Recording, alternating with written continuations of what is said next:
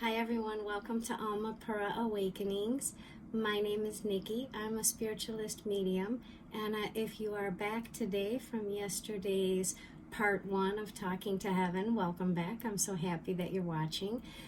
Yesterday, just to give a little recap of what we discussed how our friends and family in heaven reach out to us from heaven and affect things in our human world or our physical experience, so that we know that they're around and that they are connected to us and reaching out to us, and that we can receive signs from them. What we talked about yesterday also included an understanding of what those signs mean.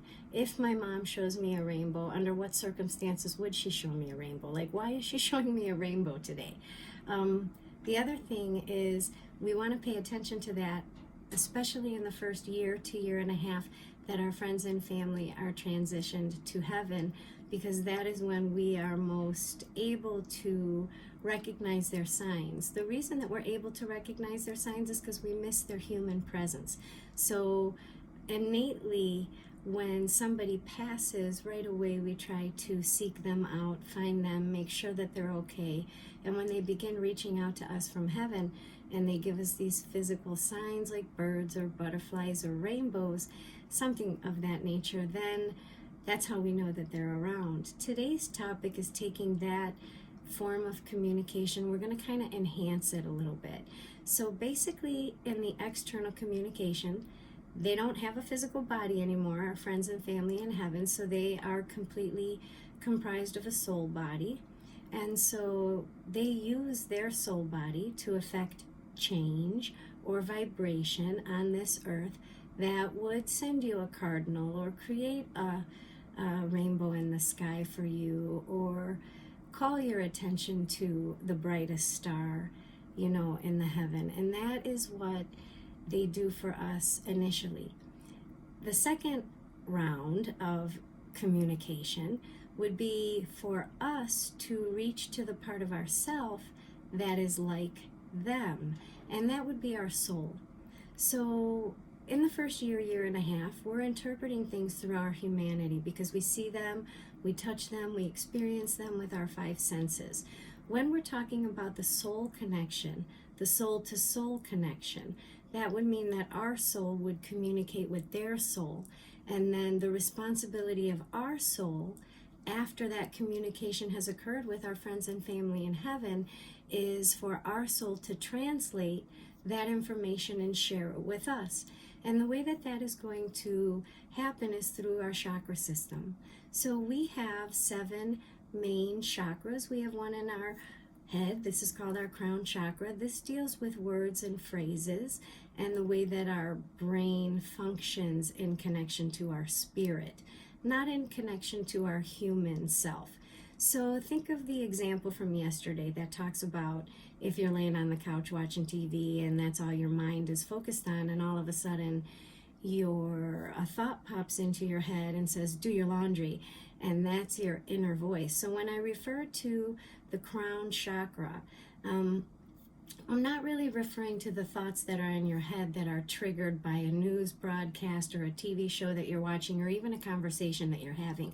I'm talking more about that internal guidance or that internal interruption.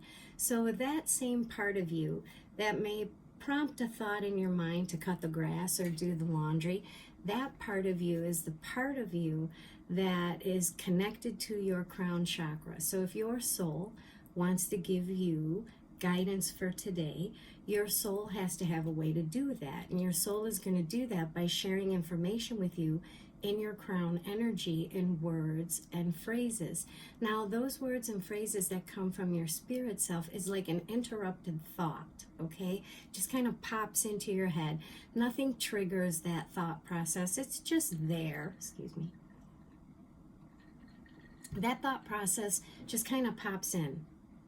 That would be your soul communicating with you through the crown chakra by interrupting your human conscious train of thought with an additional or pop-in thought that gives you an instruction.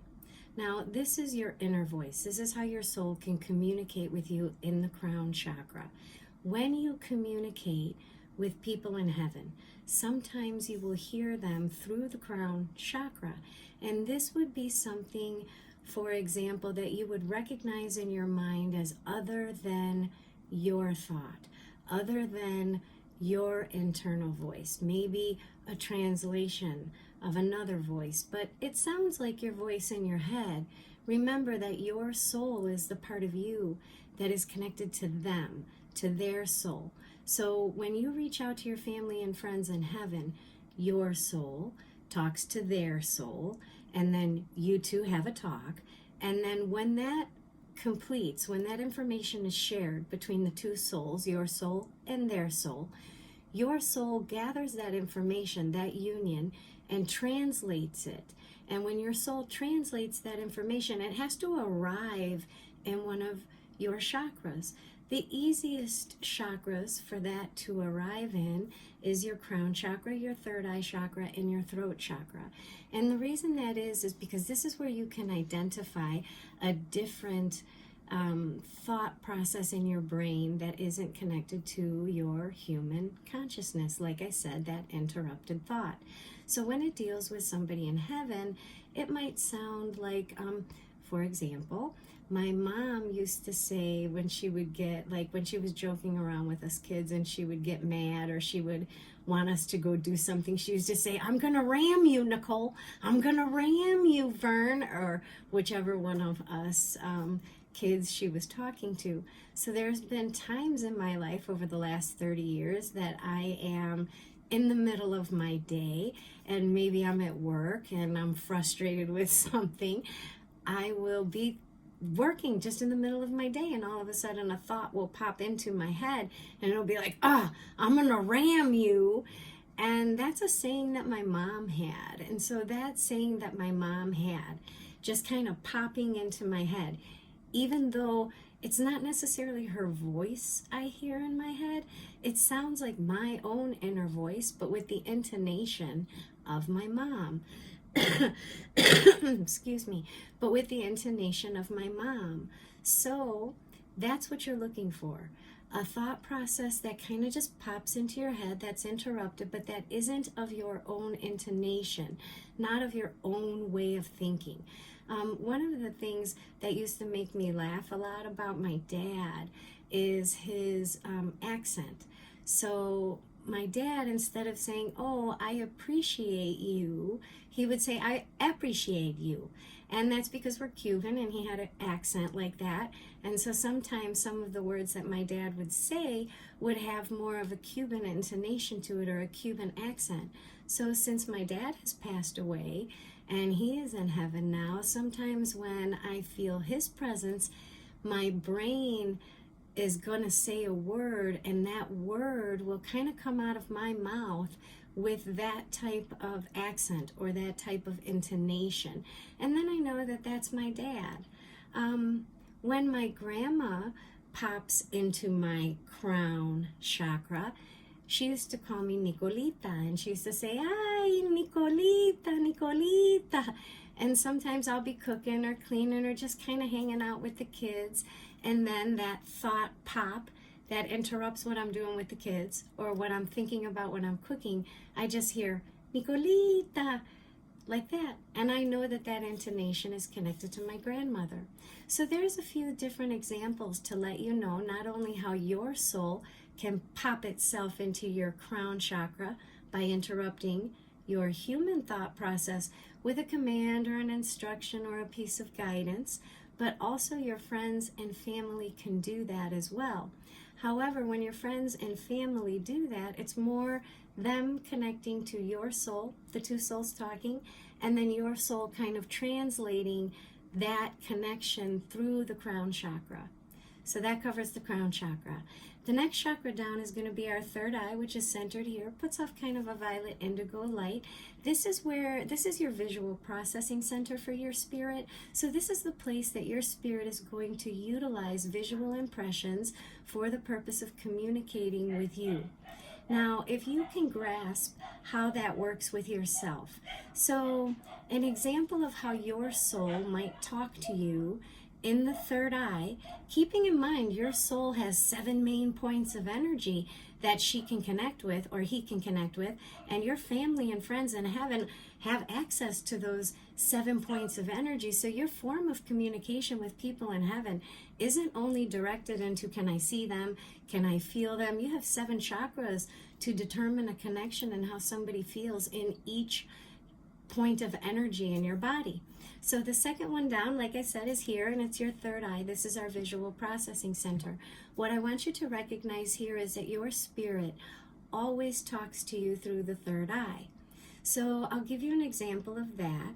One time I was doing a session, and a lady came over to my house. And let me preface that by saying, when I was a teenager, I had a friend of mine who was 25 at the time. Her name was Patty. Her name is Patty. And she just helped me all the time. I mean, all the time, no matter what I needed. If I didn't have a place to live, or I needed money, or I needed a car, whatever I needed, she was always there supporting me and being extra giving and extra loving. And of course, as we grow up and we move and we get married and we have children, things change, and I didn't get to see her as often as I would have liked to see her. But she became a person in my life that even if I didn't see her a lot, anytime I did, we reconnected in the same space that we have always been as really close friends. So hold that in your mind for a moment, because remember, we're talking about the third eye. So this was kind of in my experience of my life, having this friend when I was 15, 16, 17, 18, 19. Now, about 10 or 15 years after that, I was hosting a session at my home, and a lady came for the session. And when I opened the door and I saw her, a thought randomly popped into my head of my friend Patty, just randomly out of the blue. I wasn't thinking of Patty. I hadn't thought of her in a while. I don't know why when I opened the door, there she was in my brain. What I realized shortly after that is that the lady that came to my home for a session, she kind of reminded me of my friend Patty. And so I tried to see if that theory was actually true, that when I opened the door, my spirit put a memory into my third eye, just kind of threw it there, totally randomly, about my friend from so many years ago when I opened the door and saw this woman. Well, after some time, I realized that they have very similar personalities. They're both very giving people. They're both very kind people. I saw in her session how she would help people that were less fortunate or people that needed her. She was always like Johnny on the spot for them and always helping them. And what I realized is that my spirit must have thrown a memory from the Rolodex of my life that involved my friend Patty, because she wanted me to know, basically, the woman that was coming to my home, what type of person is she? What kind of human being is she? What can I sort of expect from her? And because I have this impression of my friend, when her face popped into my head, when I opened the door and saw this woman there, it helped me to recognize that my spirit was kind of giving me a heads up and letting me know that this woman was similar in vibration and similar type of personality as my friend. So that's how my spirit can communicate with me in the third eye, by drawing from experiences in my life and kind of just popping them in my head. Okay? Now, if you think about how your spirit communicates with you, then think about how your friends and family in heaven will connect with you. Typically, when your friends and family in heaven use the third eye to communicate with you, they will be involved in that random memory that pops into your head. So I was driving to work one day, and I was on my way to do sessions, and I wasn't thinking of my grandmother for any reason or anything like that. I was actually thinking about the song on the radio, or whatever I was listening to that was on the radio, and singing that, when randomly out of the blue, I have this random memory pop into my head of when I was about 9 years old and my grandmother was teaching me how to clean. And she was telling me how to put the bleach and how to clean under the sink. And my grandma was Cuban and she was a very clean lady, and she taught me really how to clean really well. So this vision kind of popped into my head of me helping my grandma clean, or my grandma teaching me how to clean at that age. Now, like I said, I wasn't thinking of my grandmother.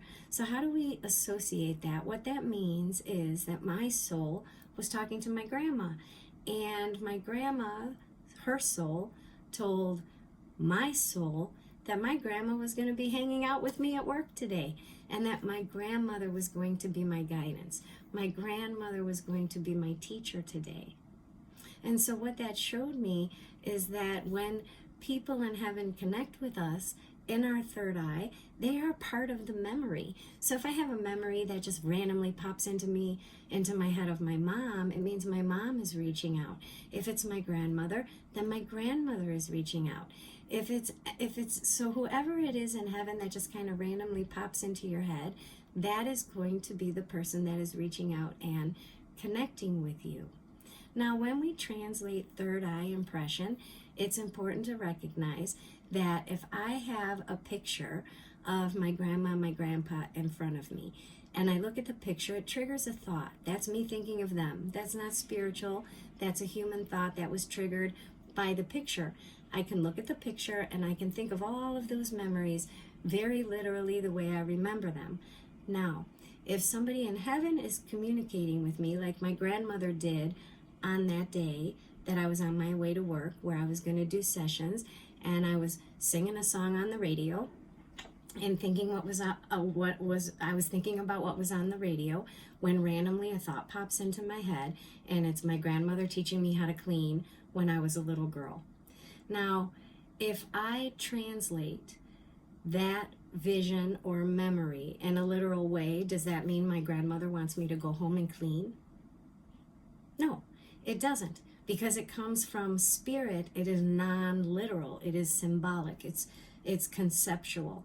So if I had to take that memory and summarize it into one thing, one sentence, just summarize it into one sentence, what's happening in this memory? My grandma was teaching me stuff, helping me with stuff, showing me stuff, right? So it doesn't mean she wants me to go home and clean. When she chooses, when her spirit and my spirit choose that memory to use from my life, it's for the purpose of giving me a message. And that message is going to be in my third eye. And that message is supposed to be translated in a way that is conceptual, that I can't go through every detail of that memory. First we cleaned the bathroom, then we cleaned the kitchen, then she showed me how to clean under the sink, then she showed me how to clean the bathtub. No, it means in general, what is that flash of a memory that pops into my third eye? What does that mean? Summarize it into one sentence, and that is your message. So that's how you translate third eye information. Now, when we move to the throat energy, when we're talking here, this puts off kind of like a bluish light, but a lot of times your spirit will take over your throat chakra. Think of a time that somebody asks you a question that you don't know the answer to, you have no idea, and they just ask you a question and you're like, I don't know. But then you start to answer the question.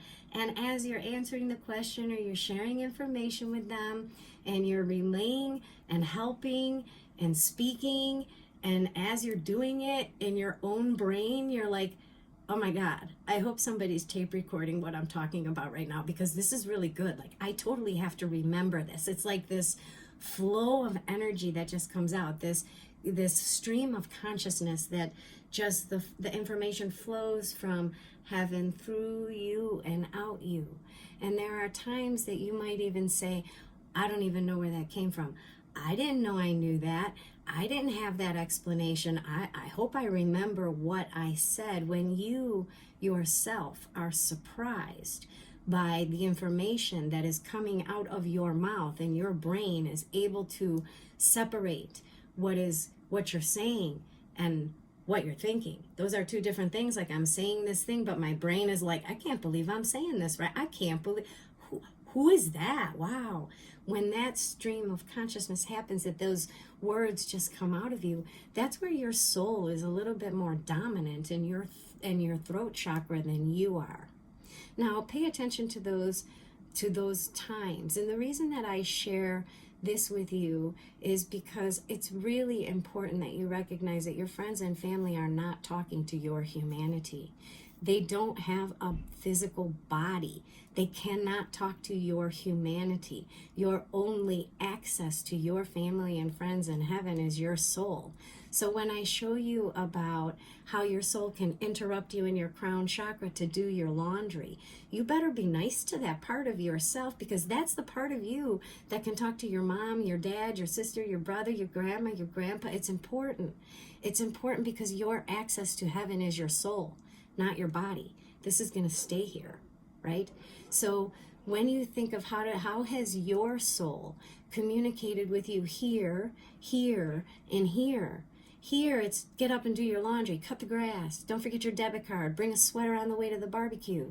That same part of you, if you're friends with that part of yourself, if you can recognize that inner voice communication, then you'll have no problem connecting with your friends and family in heaven, right? Because if you always listen to your soul, that is how you have access to heaven.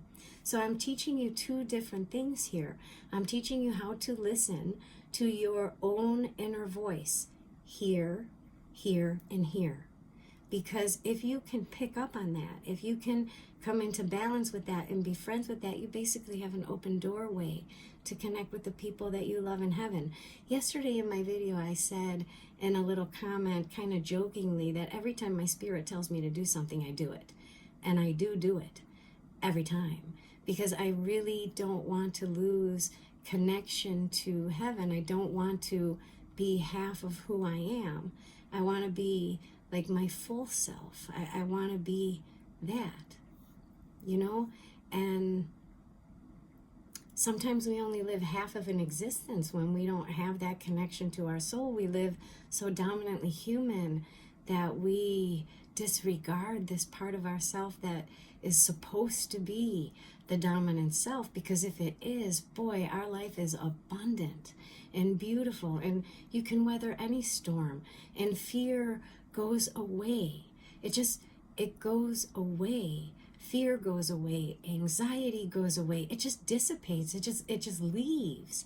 So when I talk today about part 2 of Talking to Heaven, our access point to heaven is our soul.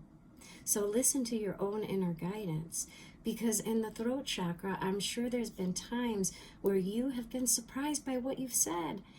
I have. I've been like, oh my gosh, I don't know where that came from, but that was really great information. What did I say? Could you write down what I said? Do you remember what I said? Because that was really good. Knowing when I can do that's not me then. Then that's my soul. That's my connection to God. That's my spirit coming forward, utilizing my physical body and the access point to me, that would be my throat chakra. Now, when my mom or my grandma want to connect with me utilizing my throat chakra, sometimes I develop like a literal accent. I'll be in the middle of a gallery, or I will be talking to my kids, and all of a sudden, I want to start talking like this because this is my grandma. And that's how she talked. And I just fall into this accent that I recognize when I hear myself say it. Like, I don't know I'm going to say it. And I'll say, and then I, Nikki, hear myself say, instead of, do you know? And I know that my grandmother at that point is so close to my energy, because she took my throat chakra, took a little bit of dominance, so her soul and my soul got real close together, close enough that our love united us so significantly that her expression could come from me, from this body. So that means that me and my spirit are like best friends, because my human ego and consciousness will move over and allow my soul to be dominant. And if my soul is dominant, than whoever I am unioned with. My spirit guides, my friends and family in heaven, my puppies in heaven, everybody. I never have to feel like they're lost. I never have to feel lost from them, because even if I can't have them in the physical world, and I miss them, even though I can't hug them here in this body and in this life, my soul can feel them. And if me and my soul are friends, because I do get up and do the laundry when it pops into my head, then I get them. And that's what I want for you. I want you to recognize all these different ways that your soul communicates with you, and that part of you, that balance between your soul-body relationship, that just brings your family to you. You can speak to them and interact with them and enjoy them and laugh with them and share with them and communicate with them. And they are part of your existence. God made us a promise He would never take anything from us. He said the kingdom of God is here. That's what Jesus said, it's here. So go inside, learn these 3 different points of energy, and figure out how that functions with yourself. I could go on through the other points of energy, but that's a little further into our discussions about communicating, because we've only really touched the surface of communication with your soul and with your friends and family in heaven, because right now we're just trying to become aware and hear and recognize. Once we do that, you'll probably have a whole lot of questions about how to translate what timelines are, how to decide yeses and nos, and how to recognize how each family member in heaven will communicate with you uniquely and individually, and how to interpret that connection and how to tell when it's this person or that person.